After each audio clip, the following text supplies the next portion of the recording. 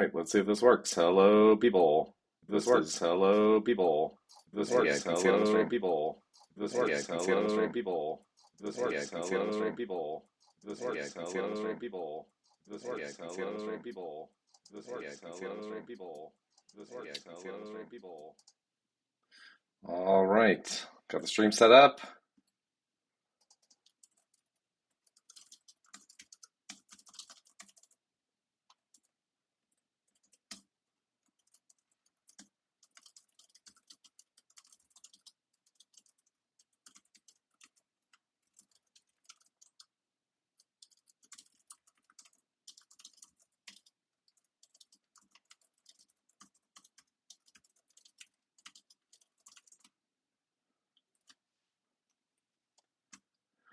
All right, I guess I will just wait for people to show up. I guess is the move.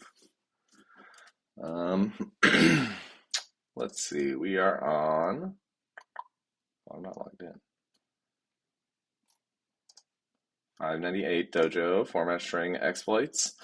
Um, hey, we got a person. Yay. How's it going?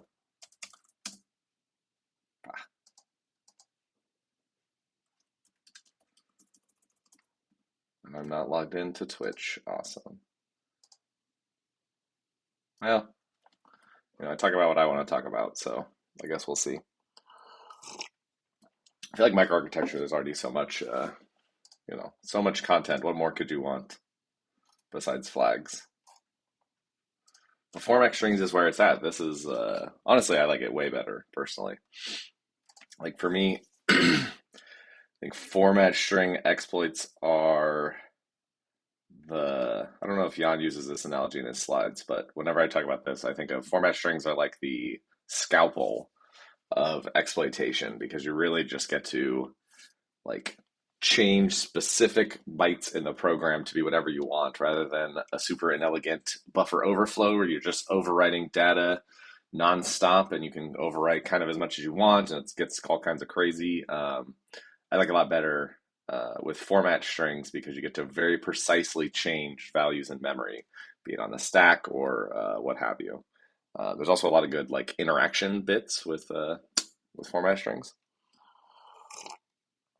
but I'll happily take any questions. I don't know. I don't really have a good format for these office hours. I usually just answer whatever questions people have.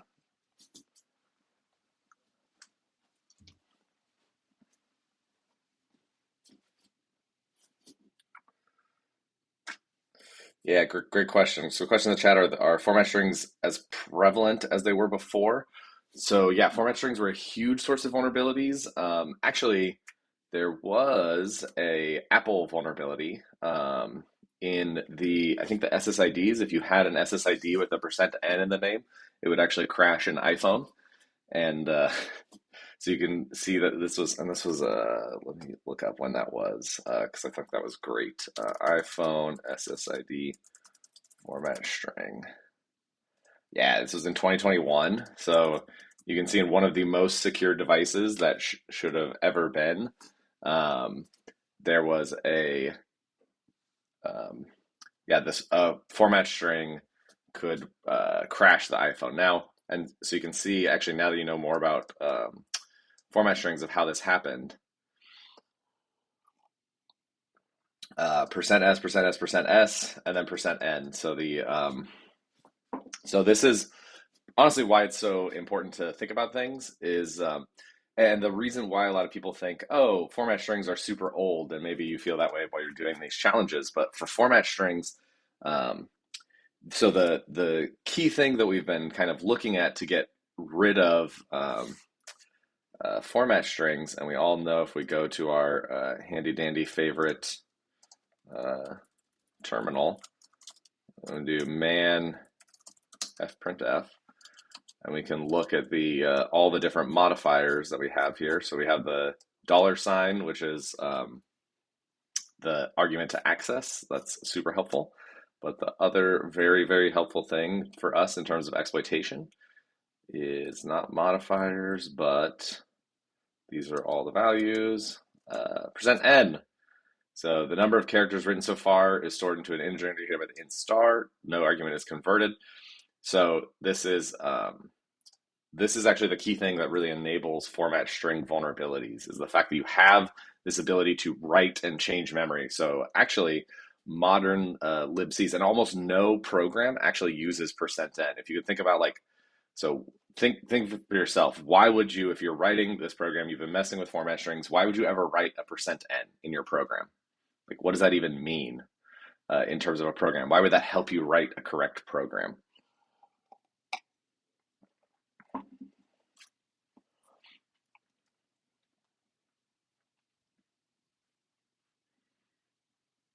This is fun on Twitch. I have to wait way longer for people to talk in chat than I do on when I'm in class. Because in class I can just yell at people.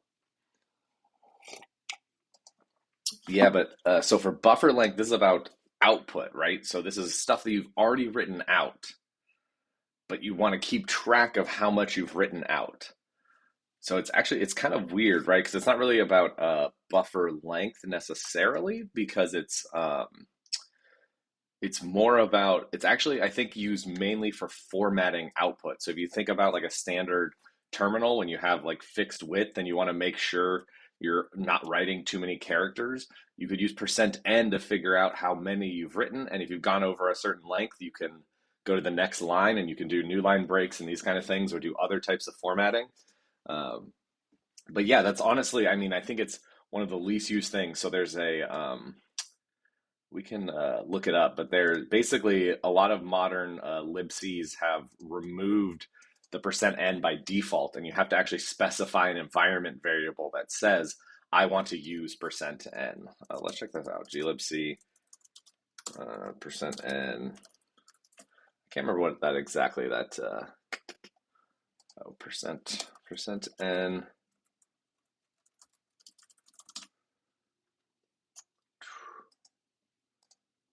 Yeah, let's see. All this stuff is about exploitation, which is how you know you have a really bad feature.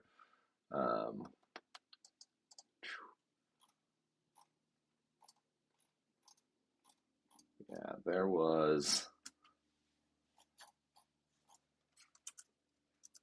glibc.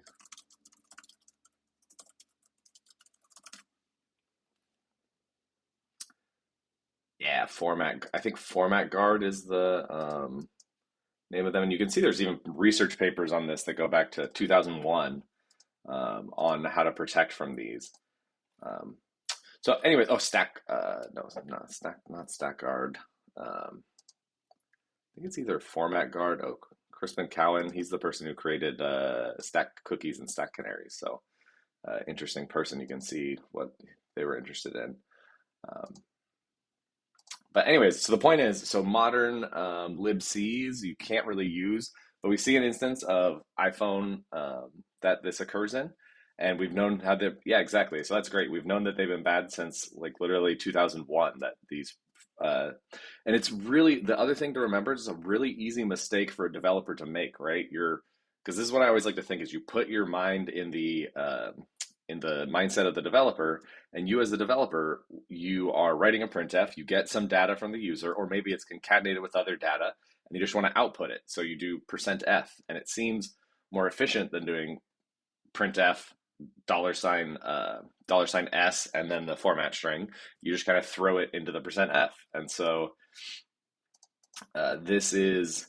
And so the key thing is, okay, so why is this important? A, you can see in iPhones, so this was a problem even in 2021, but also think about all the other devices that don't use the standard latest version of glibc that has this protection. So here we're talking about embedded devices, we're talking about your router that's running, probably does not have that level of protection. Um,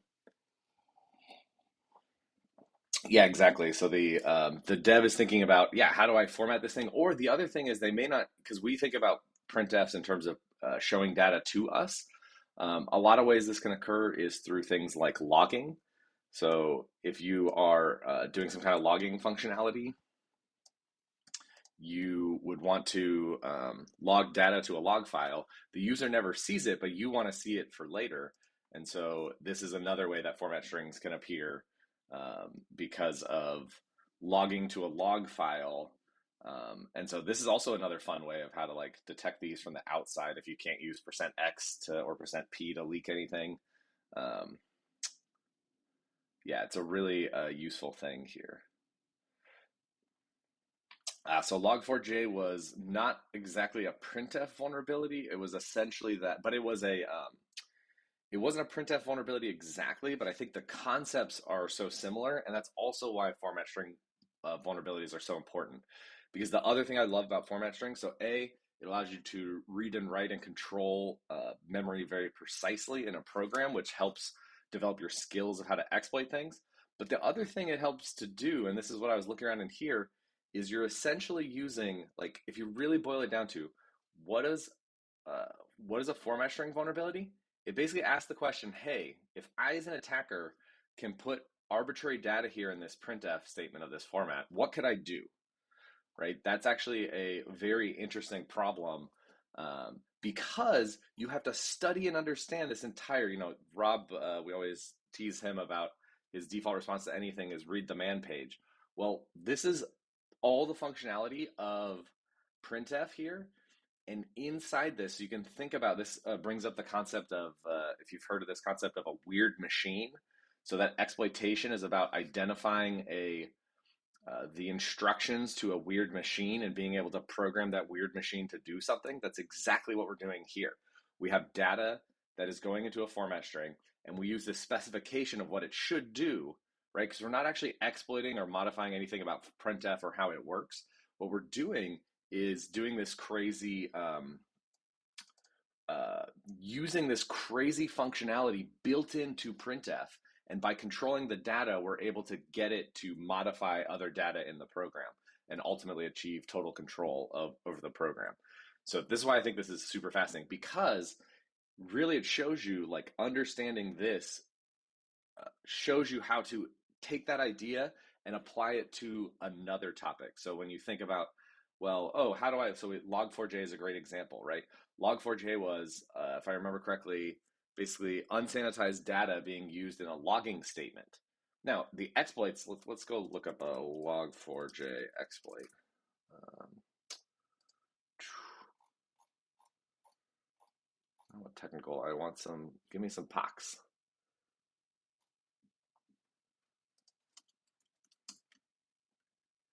There we go. Log4j shell POC. All right, and if we look at the POC, we can see that it is yeah, so there's arguments, web port, blah, blah, blah. Main, cool. Okay, we're in main, great. So there's checked payload. So it's setting up an LDAP server. Yeah, so this is actually the payload that is sent, right? And this does not look like format strings, right? So maybe you think, like, Adam, you're insane. Why are you talking about format strings and log4j? But if you look up the functionality of log4j, it has its own crazy functionality of how to interpret the data that's given to it, such that when an attacker is able to do it, they're able to trigger, like, this is contacting an LDAP over an LDAP IP and port. So this is the IP address. So if I remember correctly, this has, yeah, exactly. It has its own weird machine in here. That's essentially what log4j was. And the crazy thing is, people didn't realize how insane this weird machine was, because almost nobody knew about this JNDI parameter, which would cause it to, I think, interpret whatever it got back and then run it like as Java code or something like that, which was crazy. Yeah, because this is what, so this exploit is some exploit that's running that's calling binsh, and then they're taking this program here, yeeting in the user ID, user IP, and L port, and then compiling it with Java C so that that's the class file that they send back. So when you send this payload, this thinks that it's talking to an LDAP server. It gives the IP address of the user running this exploit with this port, fetches this, and when it sends it back is that exploit. Um, So, yeah, this is all about really understanding a complex feature that people don't understand. And honestly, this is how a lot of exploitation works. Is it's about identifying some weird thing that something's using. You read the documentation so that you understand it better than the people that use it, and you go, "Oh, what would happen if user input that was untrusted came to this place here?" And people didn't realize that the data that was being logged with log4j, if it had a certain syntax, could be interpreted as essentially a weird machine and then be programmed that way.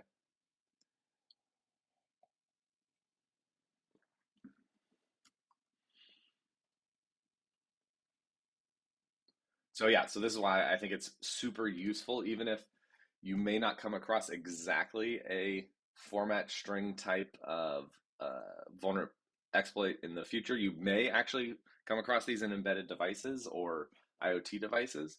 But this idea of really studying a specification and knowing it so well you can make it do something crazy that it's not supposed to do comes up literally all the time in security.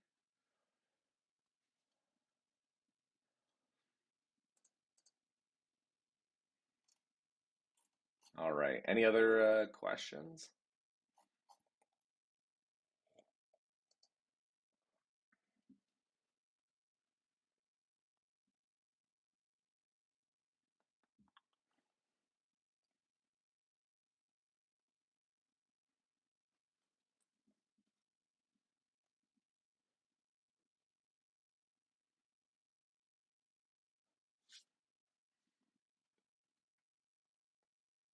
Just realized I don't know exactly how to mute myself when I need to cough, but that's okay.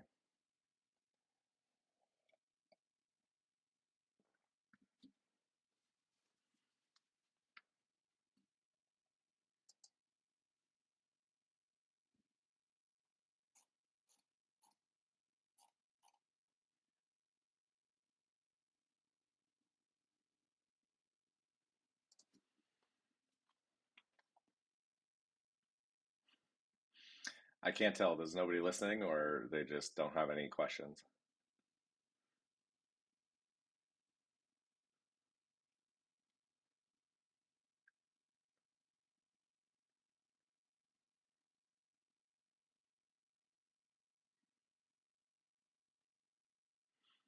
I guess I could keep talking about format strings.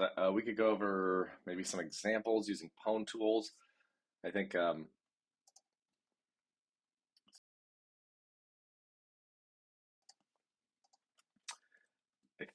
one of the most there's kind of a few tricks that I have from doing these like a lot. I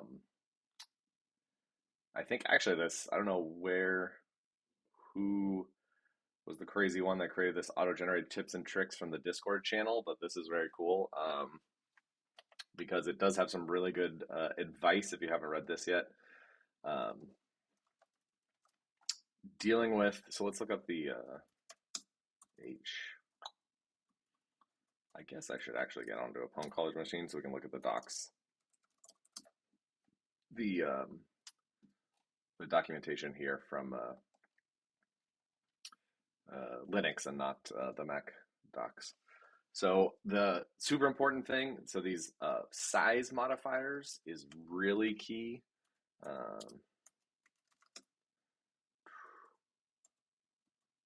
So these let you control, I think we know the how much data. Oh, there we go. We were just there. I know LL is one, but length modifier. Yeah. So this is a great thing we want here. Um, so, okay. Okay. So basically, this is what will allow us to control the size of things that we either read or write. And it's going to be really important. Again, like I mentioned, this is part of getting the scalpel correct so that you can properly slice exactly where you want to in the program. Um, so when you want to get down to a character, HH is a character. So 1 byte, H is a short, 2 bytes. Um, L is an int, which I guess would be 4 bytes, and LL would be 8 bytes. And that will depend on kind of the specifically what value you use. But you definitely want to be careful of how you're doing that. Let's see. Yeah, so this would write, I believe this will write a full 4 bytes to whatever is pointed to by n here, whereas this will write 2 bytes and this will write just 1 byte.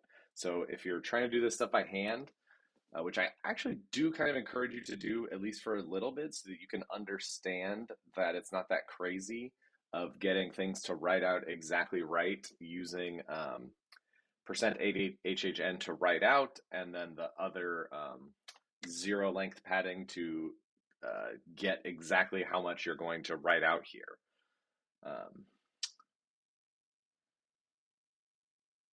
Yeah, this is a good one in general. This is like again, this is what kind of like the great thing about, like I was talking about with format strings, is you really need to be thinking, it really helps you because fundamentally with a format string, you can change any byte in the program's address space to any other byte.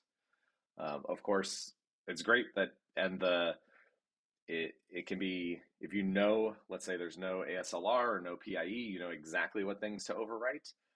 If you don't have that, then you have what you can write is an offset of, well, there's registers that you have there, so you can change what are in those values, like you've seen in the teaching exercises, but also things on the stack. So you can actually overwrite things completely on the stack. And yeah, the $sign specifier is great again because it allows you is it positive or negative? Shoot, I should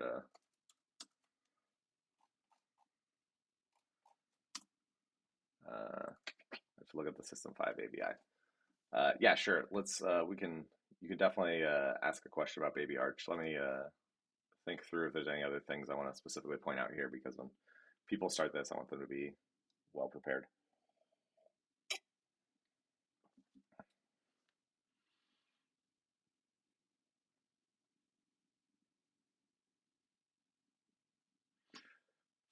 Yeah, so this is, I think, the key idea here. What I want to talk about is what you're learning is actually general purpose exploitation techniques. So it's nothing necessarily related to format string payloads. It's just that the format string gives you this exploitation primitive to change bits or to change bytes in the program space, address space, to whatever you want them to be, with more fine-grained nature than just like a whole overflow.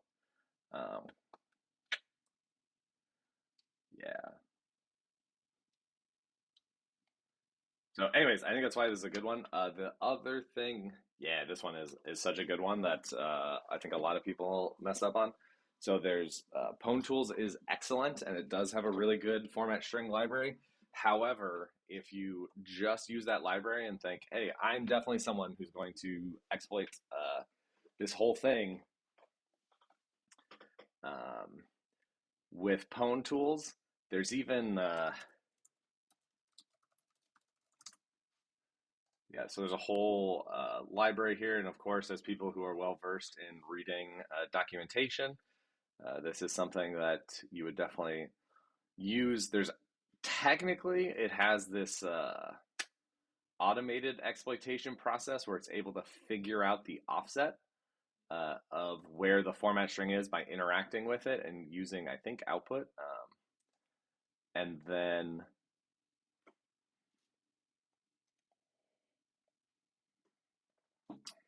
then I guess you still have the payload. So that's finding the offset is automatic, but you still have to specify that you want to change this address to be this value. Um, and this is how you can do multiple writes. But I will say, like, if you rely too heavily on this, you will get burned. I've definitely had it happen before where you're trying out an exploit. You're using format strings, it's great. You're using the library, and it works sometimes, and then either doesn't work because what it sends is weird or something else is weird. Um,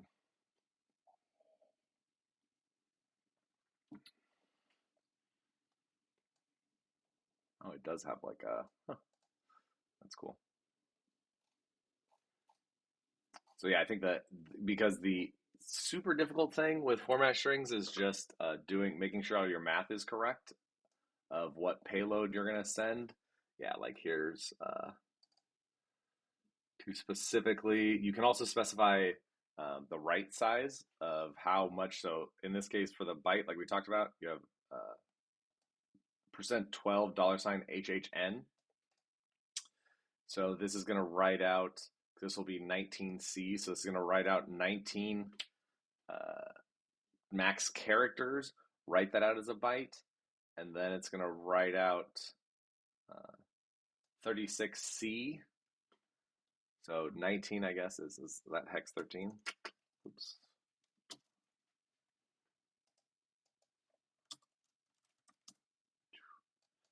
I'm confident that it is, if this is correct, but who knows who? Double checks documentation is correct. Yeah, so that's 13.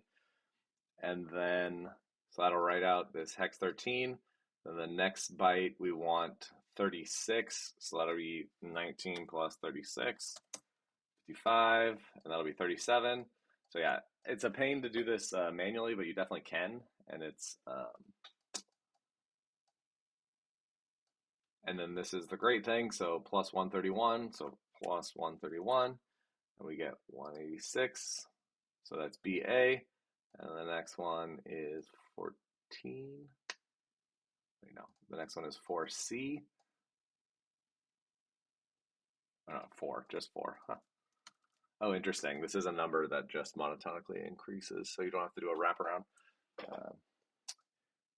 And then you have the addresses. You need the addresses. Wait, why is it not? Oh, because it's 0. That's annoying. What a stupid example. But anyways, you're going to write the least, and then so this really writing this by hand is something you can definitely do. It just requires you need to be very, very precise. Now, of course, the real problem comes in, of course, while doing this by hand, if you're using the format string to first leak something out to you, and then you're using the format string to construct a new format string to then write and change to things.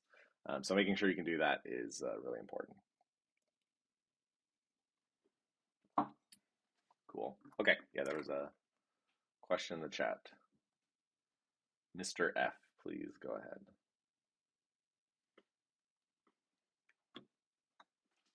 Or anyone else, of course.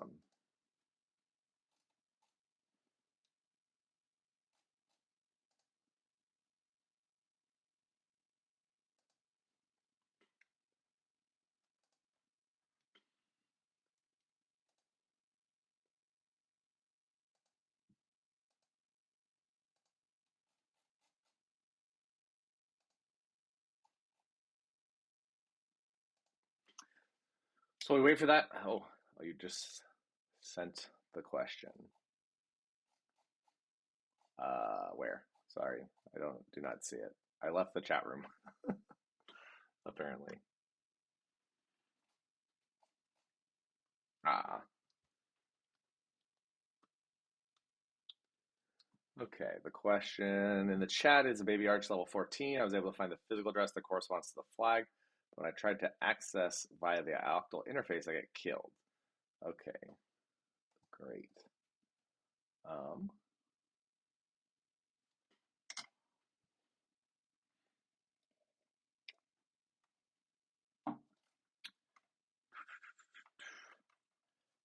Let me see.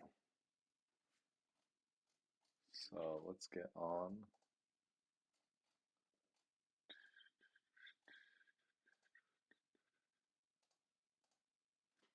Ah, I see your post in the Discord.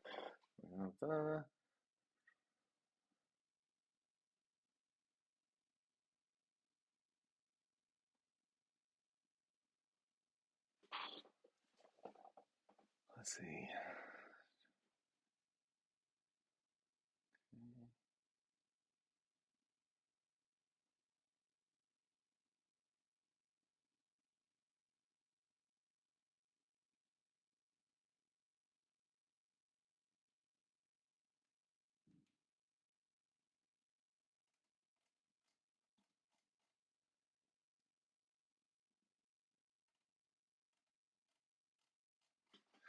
I see. Okay, so the problem is you have the physical address.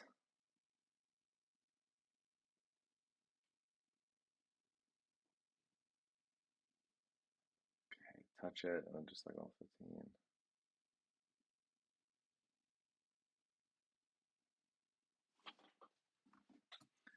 Hmm. Okay, so what is, I guess the first question would be what the key difference is between 13 and 14. Ba, ba, ba. From another process, getting that address was attached to to find and walk its page tables. Okay. Okay. So it sounds like part of what I'm doing is right theory crafting, or the other thing I like to do is thinking through why. So like why, yeah.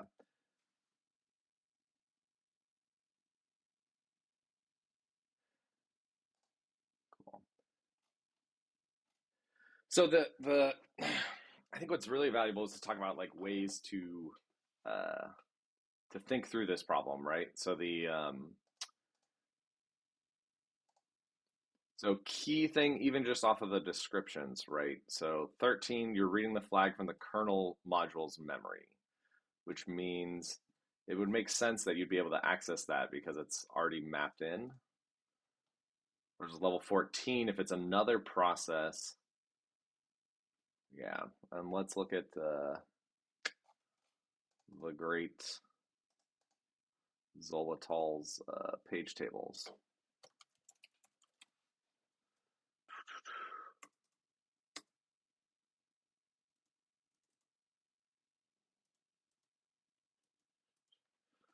Let's see.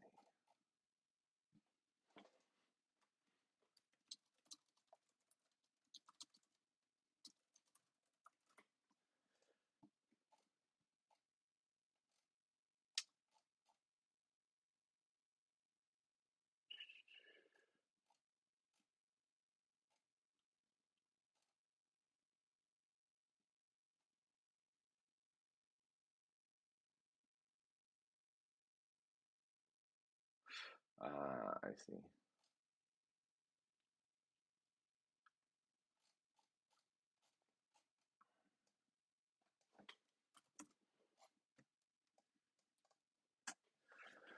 So, okay.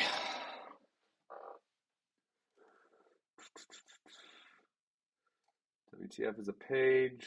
Blah, blah, blah, blah, blah. Yeah. Okay. So,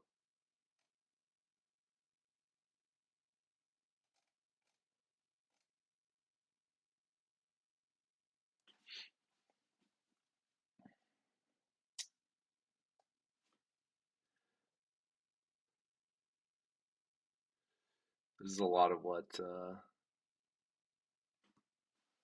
thinking through problems is. Um, one, one thing I always think that's helpful is to actually like take, get the, uh, read, not just read because that sounds silly, but trust, let's say the error that you're getting. Oftentimes we see some error and we're like, oh, that's stupid. And then we just kind of ignore it and go on. So if it's saying that it's unable to handle a page fault for that address, so this is, right. So directly accessing the physical address is failing because there's no mapping for it. I mean, this fundamentally means that the kernel's unable to, or it's not the kernel, but the virtual memory management system of the CPU is not able to access that address. Um, and if you really wanted to figure out why, you could actually run through this process that this x86-64 paging that Zolotol goes through here of stepping through how the kernel actually would resolve this address. It actually would probably be a very good exercise to do.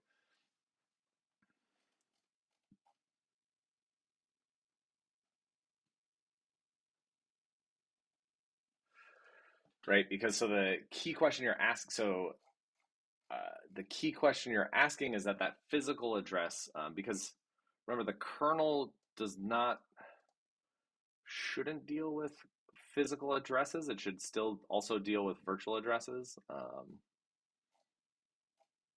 I hope I'm saying something correct, and if I'm not, I assume there's enough people here that somebody will correct me. Um,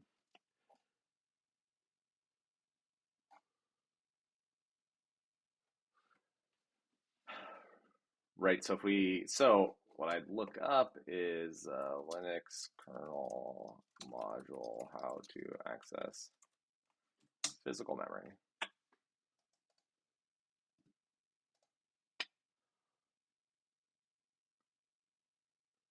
Yeah.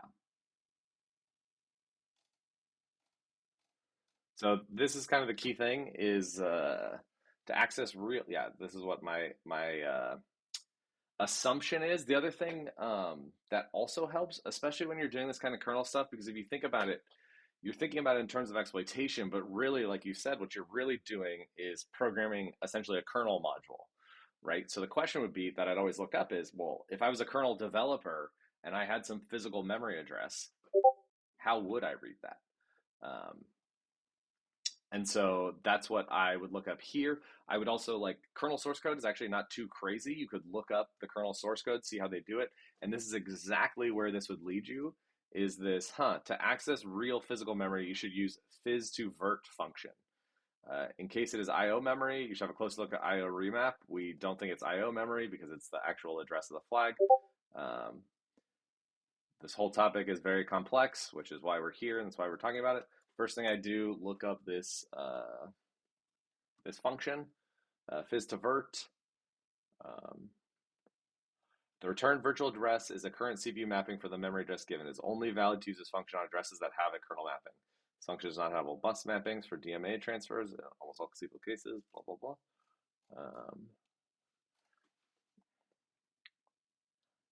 Yeah, so this confirms what I was talking about earlier. In the kernel, memory is still mapped virtually, so accessing it physically is incorrect and is not going to get you the right thing. Um,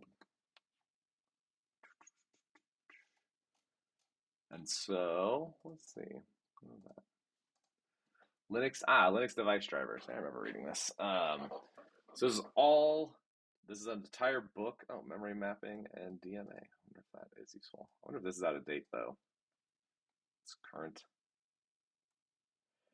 Yeah, so this is the question is I already have the virtual address through from the userland process. Is that different? And the answer would be yes. So because this is precisely what this x86-64 paging is. So in the operating system, each user space process will have its own virtual memory address space, but under the hood, that is mapped to different physical addresses. This also maps also with the kernel. I think they call them tasks.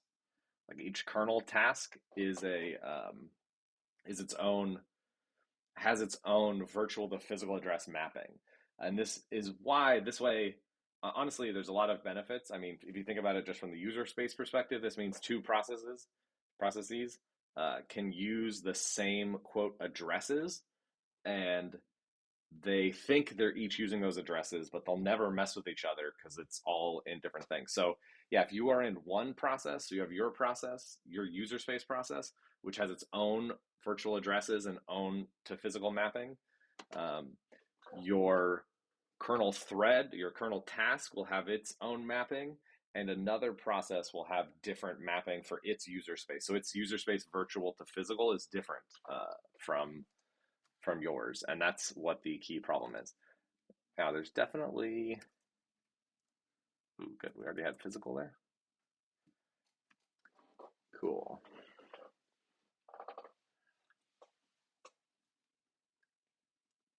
Blah, blah, blah. Physical addresses. I'm just trying to look here to see if there's a way, what the easy way to do this. I think there is a specific map that does this, but um, let's see. Virtual kernel virtual addresses.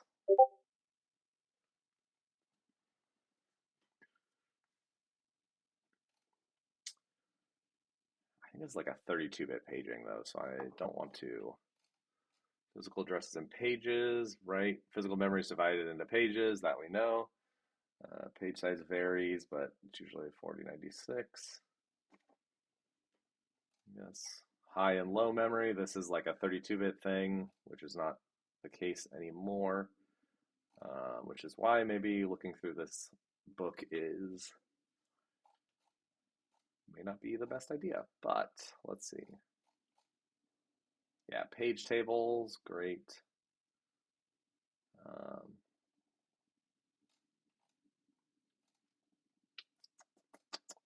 Okay, I don't want to keep going through this.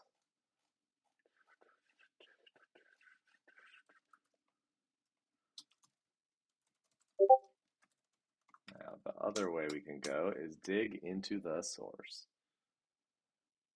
So great question. Can the fizz to vert function be called from my using an exploit, or does it need to be called in the kernel? Right.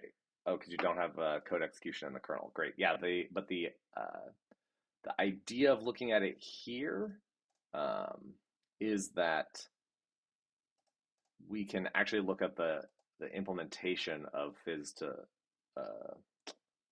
vert. So no, you can't you call fizz to vert directly, but the idea is, hey, if there's some kernel functionality that's doing it, you could understand what it's doing it.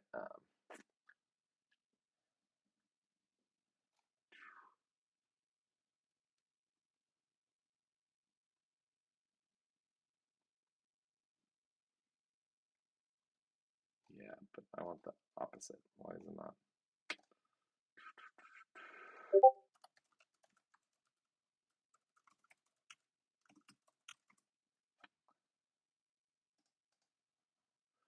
Just keep going over Stack Overflow until it gives you something. Blah, blah, blah, blah.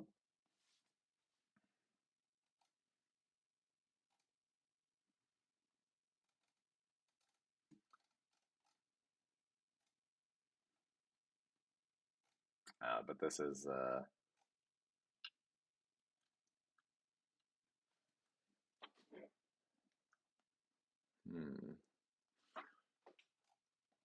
okay.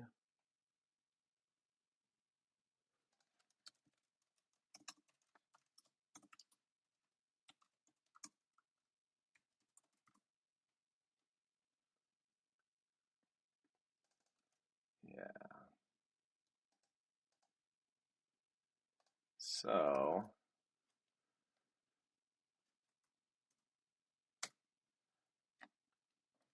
there we go. So I did know. I don't know if this is where you were suggesting I go, Rob, but this is what I at least cool.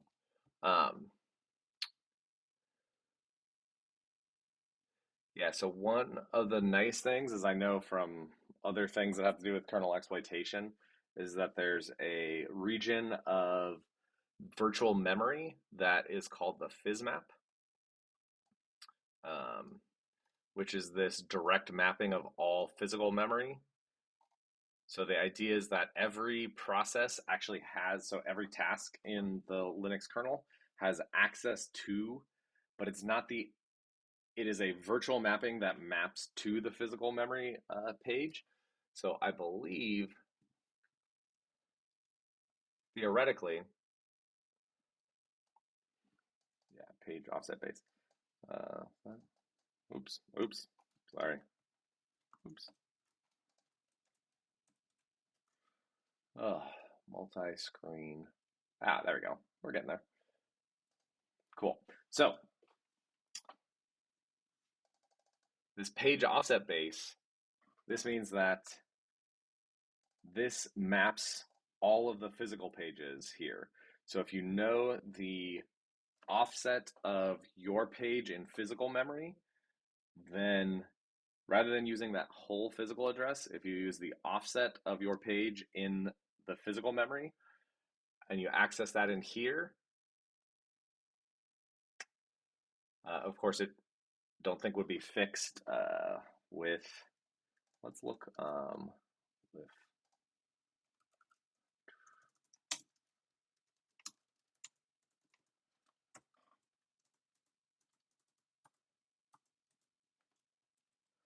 I think if you're already leaking things, I believe this mapping would be in the task VMA.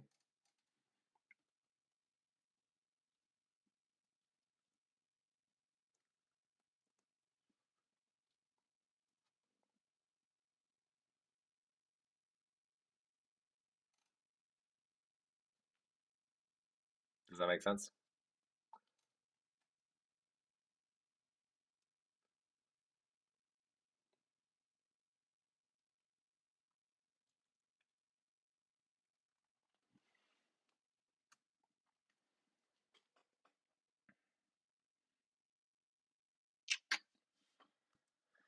Yeah, so let's say task struct.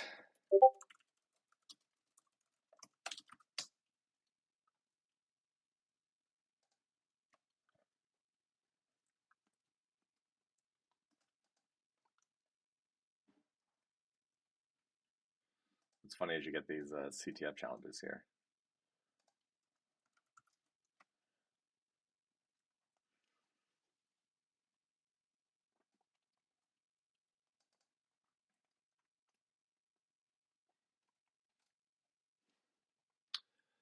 So yeah, here, oh, this is funny. Just trying to guess. Oh,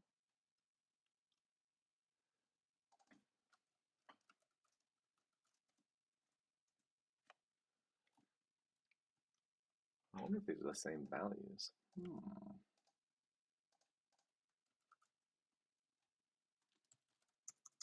No, looks like it's for a different system, but interesting.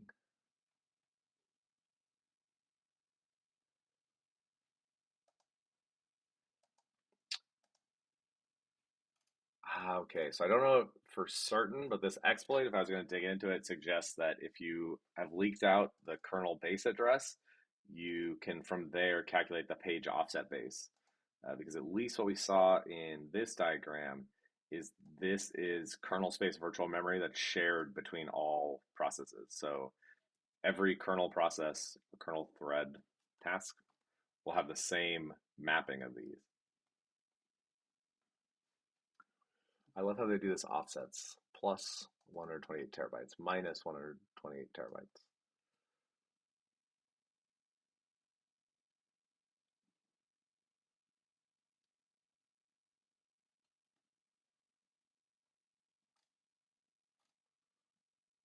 That's cool.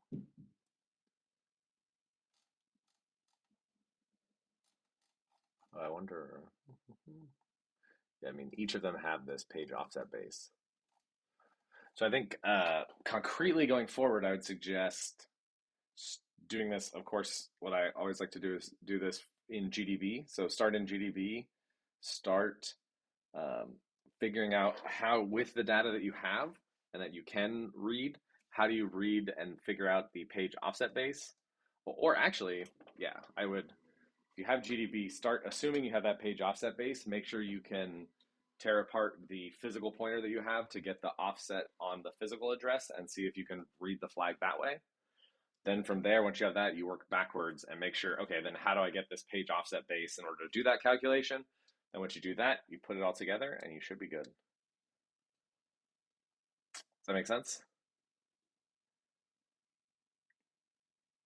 Yeah, this is so much stuff here.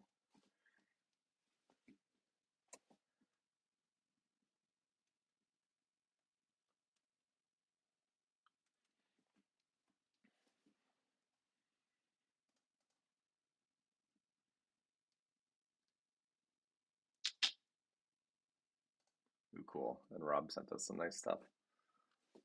Ah, thank you, Rob. This was exactly what I was looking for. Is this excuse me.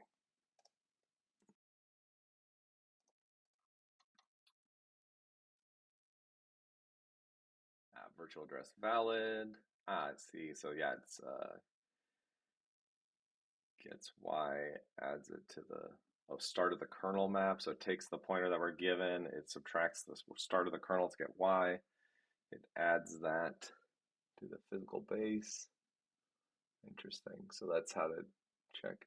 This is super cool. So yeah, this is a great thing to do is to look at this is kind of what I was trying to get at is where the actual code is that deals with these things, because this really does help illuminate how the kernel is doing these things and how it's doing all these checks and what, because it is, I mean, honestly, if you think about kernel memory, it's like a very complicated type system in some sense, right? You get some hex like address, And you really have to know the semantics of that to understand, oh, is this a it's a virtual address, but whose virtual address is it, right? If it's for a different process, if it's for the kernel, a different kernel task, those will all have different virtual to physical mappings. And then getting that back and then figuring that out. I think the important thing here is learning how to think this way and through all of these, like the kind of that path of like, oh, okay, I have this thing. How do I get to this thing? And then I have this type of data, this physical address. How do I get to this? That's all kind of the point of these challenges and levels. Yeah, look, there's a lot of fizz-based stuff, fizz adder symbol. And you can even, that's pretty nice. Page table 32, page table 64. That's probably how page tables are implemented on 64-bit. Oh, but that's on Spark, so definitely don't want to do that. Yeah, want to stick to your architecture. Anyways, got 5 more minutes. Happy to answer any questions. Otherwise, I may just start like clicking around the Linux kernel.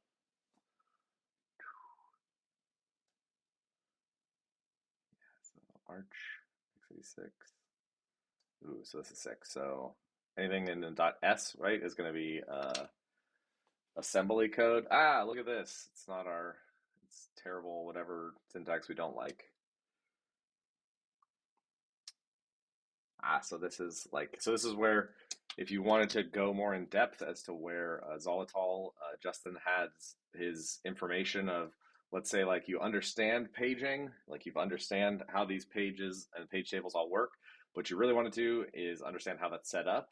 I think this, like if you follow wherever the heck we are here, but this is like set up early boot stage 4 or 5 level page tables, right? This is, yeah, kind of figuring all that out. Just hypervisor could lie about the CVIP position to perform a ROP attack on the guest. What? That sounds super interesting. I bet there's some attack or exploit or vulnerability that is associated with this. But anyways, this is why it's fun to look at where these things are used. Um, Physical address base, memory encryption mask. So this is with, I don't know, maybe you have to have stuff that actually has memory encryption or, so cool. Startup 64, probably something that happens very early in the boot process. Huh. And then MM, I think is like the memory management module. Oh, phys_adder.c. This sounds like, something that we would be interested in. Yeah, phys_adder.c. Oh, that's where we were. Duh. That's what Rob sent me the link to.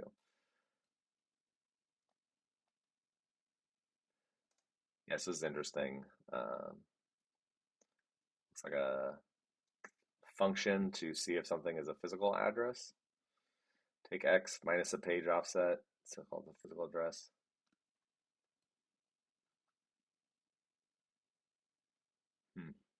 Interesting.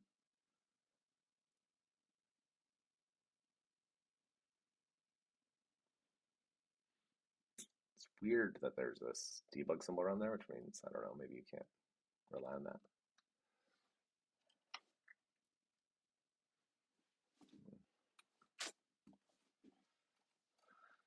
Interesting.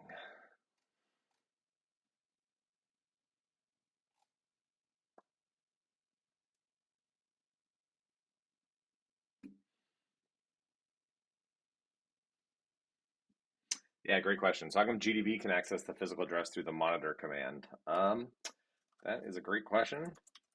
I believe that's because it is not GDB, but it's QMU's is what it uses.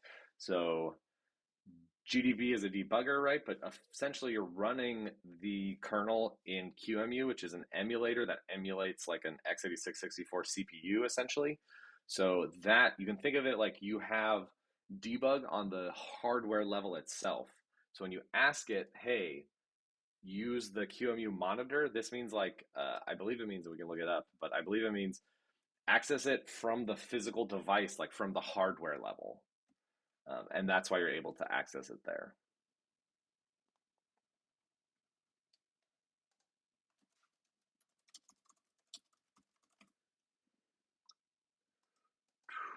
Yeah, let's check it out because I want to look at this.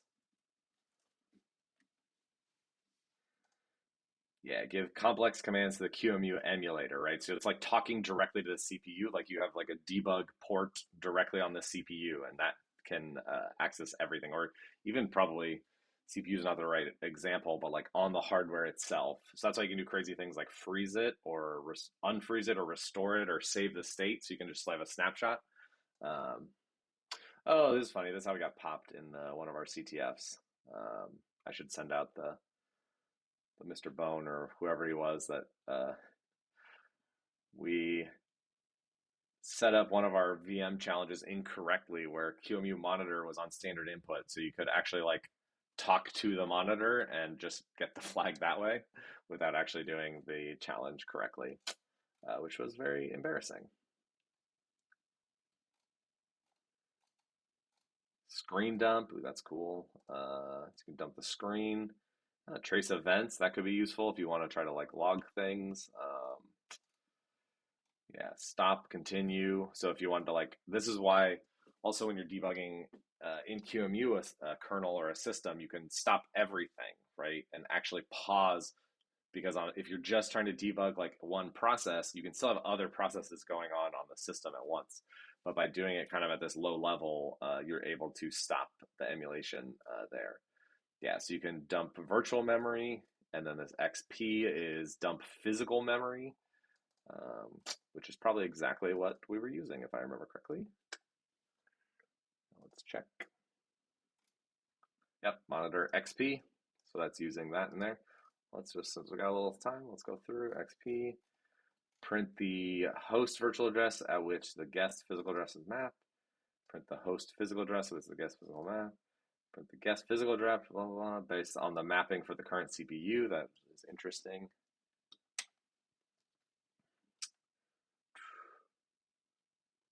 IO port, write to IO port, send keys is cool. Computer checksum, I can't see how that's super useful, but maybe it is. Move the mouse, wow, that's interesting. I didn't know you could do all that. This is why when I get opportunity, I kind of like skim through some of the stuff to see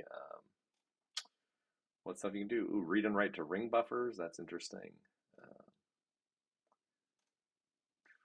Migrate, so migrating to a different thing. Dump guest memory, that could be very useful.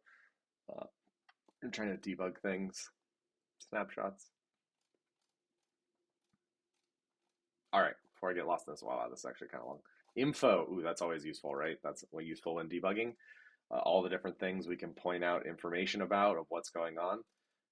I'm sure there's like such great stuff you can get in here to help you with your exploitation. Cool. All right, that was me. Thanks everyone. A little bit on format strings, a little bit on it was less about microarchitecture, and that's actually the other cool thing about this module, right? It's not just that you are doing these low level crazy uh,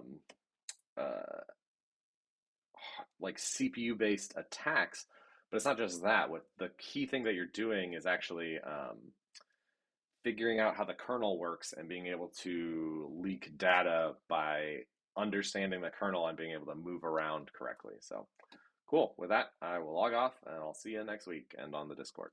Goodbye.